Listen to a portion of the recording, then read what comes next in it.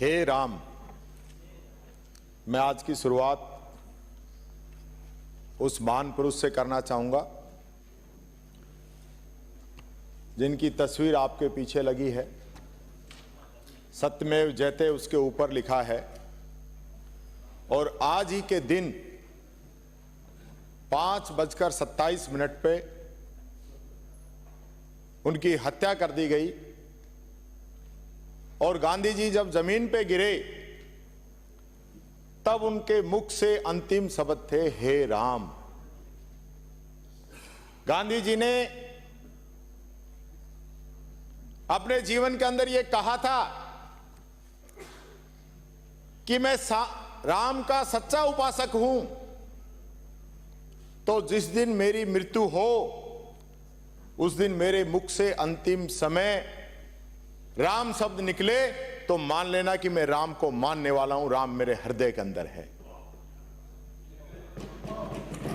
आज की स्थिति नहीं है कि मुंह में राम बगल में छुरी, यह स्थिति गांधी जी के अंदर नहीं थी।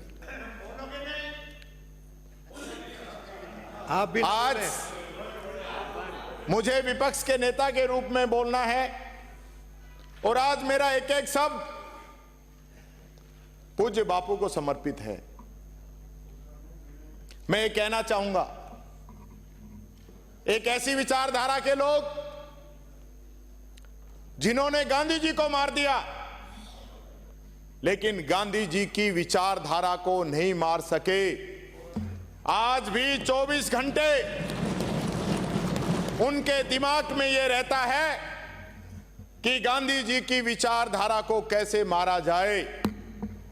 और मुझे बड़ा दुख है कि वो लोग आज भी कुछ लोग उनको पूजते हैं।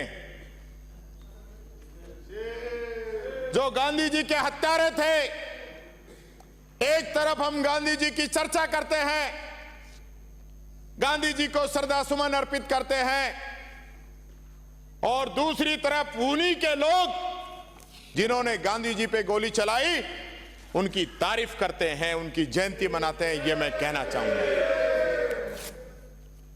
मैं एक बात और कहना चाहूंगा, आजकल साहब को विदेश जाने का बड़ा शौक है।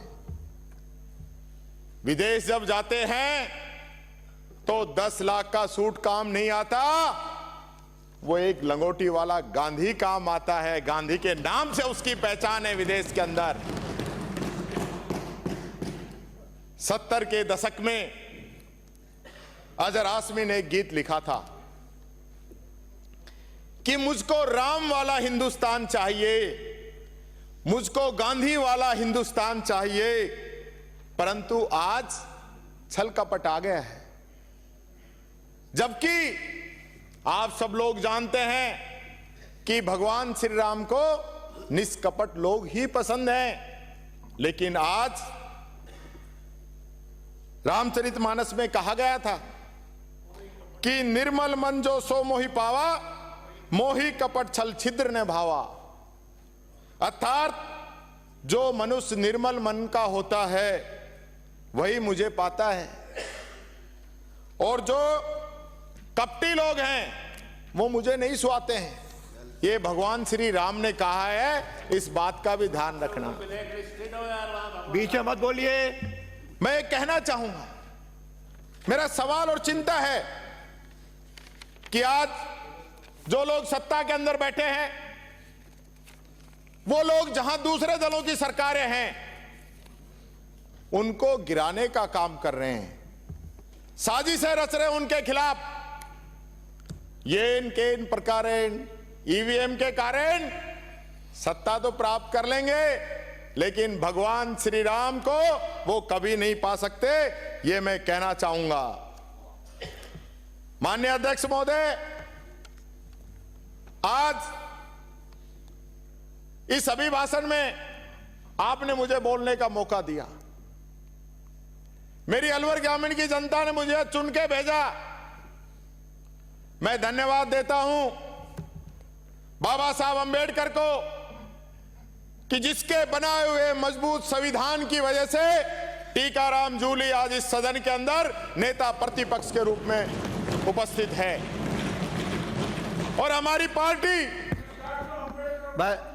माननीय बाबा साहब अंबेडकर को माननीय सदस्य मानने वाली पार्टी है। डॉक्टर साहब, आप ही क्या पूरी बीजेपी को बाबा साहब के नाम से चिढ़न है। दोनों की दोस्ती। जहां कहीं भी नहीं, हमारी तो है, क्योंकि अरे माननीय सदस्य, क्योंकि दलित और आदिवासी। माननीय सदस्य, आप सदन में नहीं थे, तय हुआ है कि आप नहीं बोलेंगे, नहीं इधर के लोग बोलेंगे। हमारी तो दोस्ती है, क्योंकि दलित आदिवासी हम तो भाई भाई हैं। मैं ये कहना चाहता हूं, मैं आभार प्रकट करना चाहता हूं हमारी कांग्रेस पार्टी का, हमारे राष्ट्रीय अध्यक्ष जी का, कि जिन्होंने इस सदन के अंदर पहली बार किसी दलित व्यक्ति को नेता प्रतिपक्ष के रूप में बनाकर रखा। मुझे बड़ा दुख हुआ जब महामहिम से यहां असत्य वाचन करवाया गया। महाभारत के अंदर दुर्योधन कहते हैं कि जानामि धर्मा नैच में प्रवृत्ति, जानामि अधर्मा नैच में निर्वर्ति। यानी मुझे पता है धर्म क्या है और मुझे यह भी पता है कि अधर्म क्या है, लेकिन मेरी प्रवृत्ति तो अधर्म के साथ है। इसलिए राज्यपाल महोदय सब जानते हैं कि उनसे झूठ पढ़वाया, असत्य पढ़वाया जा रहा है, क्योंकि 6 माह पहले राज्यपाल महोदय ने इसी सरकार की इसी जगह पे तारीफ की थी। लेकिन जिस प्रकार से अभिभाषण तैयार हुआ, मेरे को तो ऐसा लगता है यहां विभागों से पहले अभिभाषण मांगा जाता है, उसके बाद मंत्रिमंडल उसको तैयार करके भेजता है। मेरे को तो ऐसा लग रहा है जैसे पर्ची दिल्ली से आई थी, ऐसे ही इसका भी दिल्ली से अभिभाषण आ गया और हम लोगों ने मंत्रिमंडल की मीटिंग बुलाकर पास कर दी। और एक और बड़ी विडंबना है कि 100 दिन की कार्य योजना हम बना रहे हैं। माननीय मुख्यमंत्री जी, एक कैबिनेट की मीटिंग हुई है, वो भी सभी भाषण के लिए। 100 दिन में क्या देंगे आप राजस्थान की जनता को, ये भी जरा आप देख लेना। अभिभाषण के पैरा नंबर 3 में प्रदेश की जनता का धन्यवाद दिया गया है, भारी मतदान की बात कही गई है, वहां तक तो बात ठीक है, लेकिन जनता का जो जनादेश आया, क्या उसका हम लोगों ने पालन किया?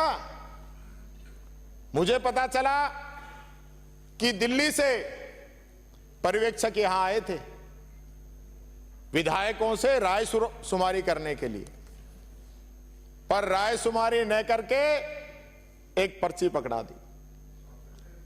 माननीय हमारे बहुत सीनियर सदस्य यहां पे मौजूद हैं। नहीं, आप कोई ऐतराज है बता दो। बैठे बैठे नहीं बोले हैं।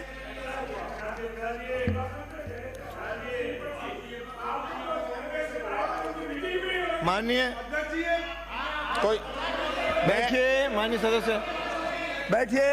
आप बैठिए, ये काम मेरा है, आपका नहीं है। मैं इनके बोल रहे अपन ने वादा हुआ था कि आप बीच में नहीं बोलेंगे, ना इधर के बोलेंगे मुख्यमंत्री के समय। अध्यक्ष जी, आप चुप रहिए। ये लोग आपके नेता को डिस्टर्ब कर रहे हो।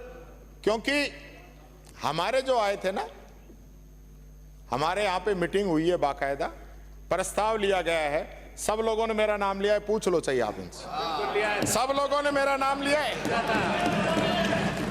और आपके तो जिनको पर्ची दी गई ना, आपको तो जिनको पर्ची दी गई वो ये सोच रहे थे इसमें मेरा ही नाम है, लेकिन जब पर्ची खुली उसके बाद की स्थिति मैं बताता हूं आपको। सुना है जलजला आपका खूब है, सुना है जलजला आपका खूब है, देखा है पर्ची से ही आपका वजूद है, देखा है हाकिम की मर्जी से आपका वजूद है, सुना है सोच समझकर पर्ची से ही आपको चुना है, एमपी हरियाणा गुजरात में भी यही खेल सुना है ये किरदार उसके लिए बुना है जो 2014 के बाद में सेठ 100 गुना बना है, ये मैं आपसे कहना चाहूंगा। अभिभाषण पे आऊं मैं, जमेगा। पहले तो मैं माननीय उप मुख्यमंत्री जी को जन्मदिन की बहुत बहुत बधाई और शुभकामनाएं देता हूं हमारे पूरे सदन की तरफ से।